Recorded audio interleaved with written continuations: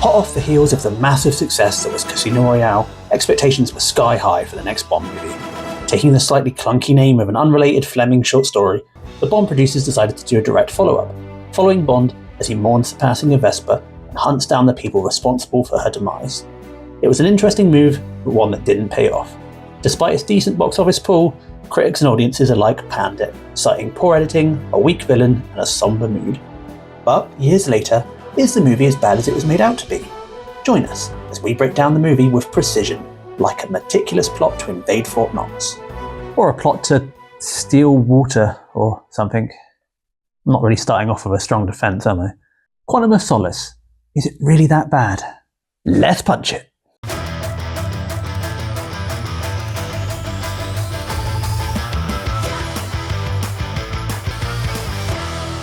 Welcome back to Movie Punch, where we punch movies so you don't have to. Yes, today it's one of the most maligned Bond movies of them all, and I've come ready to fight because I know that a lot of people really don't like this one. Written by Neil Purvis, Robert Wade and Paul Haggis, and directed by Mark Foster, this movie came into production with literally everything against it. I feel like one of the reasons that Casino Royale worked so well was that it was a return to Fleming, but with this movie there was no brilliant novel to adapt, and add to that a writer's strike, and this thing was doomed from the start. But if you start to peel away some of the more offensive issues, I feel like there's a lot to like here, and sure, it's never going to be a top-tier Bond movie, but it's interesting, and I've said before on this channel that I'll take an interesting failure over a boring success any day. But CJ, I hear you cry. Not all of us are die-hard Bond fans, wearing a suit in a vain hope to look sophisticated. Are you really going to pretend that this movie doesn't suck? Yes, because here at Movie Punch, it's what we do. Occupational hazard. Now, before I start, I need to discuss the rumours going around that there's somebody out there trying to harm the James Bond franchise. Luckily, my producer Wendy has been doing some research into it. What have you found, Wendy? What do you mean you haven't started yet? What have you been doing that's more important? Literally anything. Okay, yeah, no, that's fair. But now you're here and producing, which means you're doing nothing. So start digging while I talk about revenge. So something I often hear about Quantum of Solace is that it's Bond's attempt at a revenge movie. But I don't think that's true, and I think that's sort of part of the problem. First of all, there's already a Bond revenge movie. It's called License to Kill, and Timothy Dalton does not appreciate you forgetting about him. Secondly, I feel like they took the title literally, and instead of making a revenge movie, they made a movie about Bond trying to find solace from his grief, which is a weird setup for an action spy movie. So what happens is that the tone is kind of off compared to what we're expecting, because Bond is grieving, which gives it this tonal whiplash from the movie before, but a massive tonal whiplash from the series as a whole. It's kind of no wonder that nobody liked it. But if you're willing to accept that this movie doesn't strike the same tone as other Bond movies, there's actually a really interesting movie here. It's messy, sure, but there's some stuff to like, and we'll look at that in the next section. Oh, but before I move on, I need to speak about the opening credits. The visuals by MK12 are excellent, but I know almost everyone can't stand the theme by Jack Black and Alicia Keys. Me though, I swear I'm not just defending it for the sake of it. I actually really like it. Don't get me wrong, I understand the hate.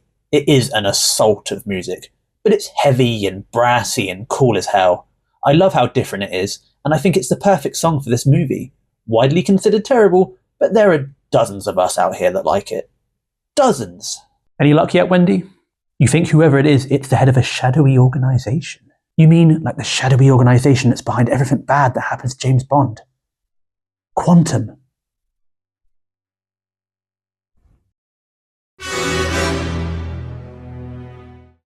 While, as we've discussed, Bond is missing his swagger in this movie because he's grieving, he's not missing his style. I feel like Bond in this movie looks exactly the way that he looks in my head. He's smooth, he's stylish, he's heavily armed. In terms of looks, it makes me think of Connery from Russia with Love or Brosnan from Tomorrow Never Dies. And while the tone is too somber in this movie, I feel like the way Bond acts here is correct. The casual way that he escapes M's men, or the way he refuses to stay in a cheap hotel, or the brutal ending with Dominic Green in the oil can. This is, at times, a brutal movie, but I think that's as it should be. I know a lot of fans thought the scene where they dump Mathis's body in the dumpster goes too far, but I love that scene. It's harsh, but completely true to the world that both characters live in, and when Bond says he wouldn't care, you know he's right. The interactions he shares with Mathis are a highlight of the movie. I always love it when you have a returning ally character. And likewise, the banter between Bond and Fields is great. I understand why they kill her off when they do, but it's a shame she doesn't have more scenes. But speaking of Fields, before I move on, it's always bothered me that her character is undercover in a hot climate, and yet she's introduced wearing this huge overcoat. It makes no sense. I always assumed that there was going to be a payoff for it, and then that payoff got cut, but I've never found a deleted scene or any reference to it anywhere else. If you know why she was wearing that coat, please leave me a comment. Report back to me when, I don't know, when it makes sense.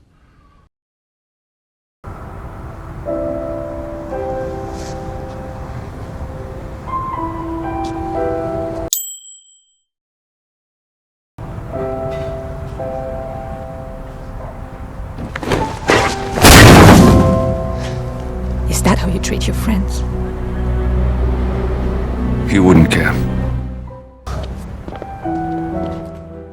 I mean, I care a little bit. That's better. Welcome back.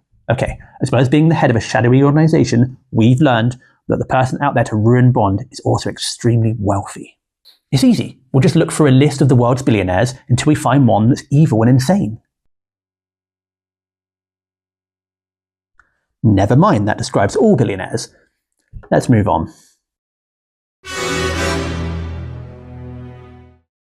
While this movie doesn't have the big action set pieces to point to like Casino Royale did, I always enjoy the story. There's some nice character moments from Bond, but I feel like this movie really builds to being Camille's story. It's surprising because you expect the sole focus to be on Bond, but this flat arc where the Bond girl gets the revenge is actually really interesting. It's actually a model that I think serves Bond movies really well. The producers constantly push the recent Bond movies to have character arcs and development for Bond, but audiences don't really want that. They do want a fulfilling story, but Bond as a character is better when he's set in stone. He turns up, kicks ass, and looks good doing it. By having him impact the characters around him, you can still tell a story with growth and development without having to try and alter a character we don't want to see change. While the plot can be a bit messy, as it tends to be in a lot of Bond movies, the pacing here is really good, and the lead up to that finale at the hotel makes for a really great climax, with both Bond and Camille fighting their respective enemies. Say what you want about Quantum, but at least it doesn't shit the bed in the third act, which is not something you can say for some of Craig's later movies.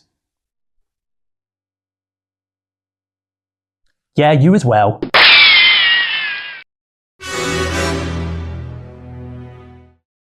Okay, Wendy's discovered that there's a book out there that might reveal the secret identity of who this figure is, so we just need to get our hands on a copy, and wait a sec. Sketchy organisation, evil billionaire, books, Amazon. I'll look for a copy of the book on Amazon. Hey, same day delivery. That's convenient. Anyway, while I've hopefully discussed some positives that might have swayed one or two people, there's no getting away from the biggest negative of this movie, and it's the editing. I understand that this movie is trying to do something different, and with the story I feel like it almost works, but with the editing, I just don't know what they were going for and why they made the decisions they made. And it is decisions in editing, I'm sure. I think the footage probably exists to have a cut of the opening car chase that is watchable, but instead the end result is something that gave me a headache when I first watched it in the cinema. The cutting is far too frantic, but no effort is put into where the characters are in frame from cut to cut, so it's incredibly easy to lose track of what's happening, and once that happens, you stop caring. If you watch a movie like Mad Max Fury Road or one of the Greengrass Bourne movies, the editing is quick, but you can always keep track of what characters are doing, where they are in relation to each other, how their actions affect each new cut. And it's not just the action scenes. There's a scene at Green's party where Fields knocks the main henchman down the stairs, and despite the fact that I'd seen this movie multiple times, it wasn't until someone pointed it out that I noticed that as the henchman falls down, his wig falls off. It's a funny moment if you actually had a chance to notice and respond to it, but instead the movie cuts around it like it's embarrassed you might see it. I think it's a real shame because the editing lets down what could have been a really solid Bond on a mission movie, which was rare during Craig's run. So, is Quantum of Solace really that bad?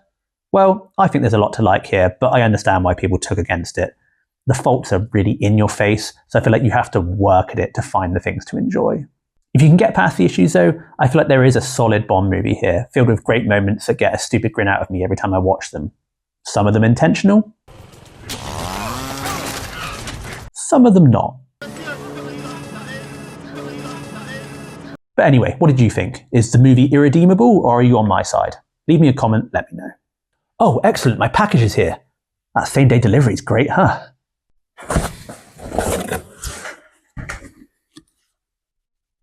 Here we go. It says here the name of the billionaire is... Oh, it's in some kind of code. Bezos. That's just gibberish. Never going to find out who's out to ruin Bond. What's that? You think I need to keep looking? Wait a second. It's all coming together now. I need to look for a cipher for the code on Amazon. Ah, they do, but it's not same-day delivery. Ugh. Forget the whole thing.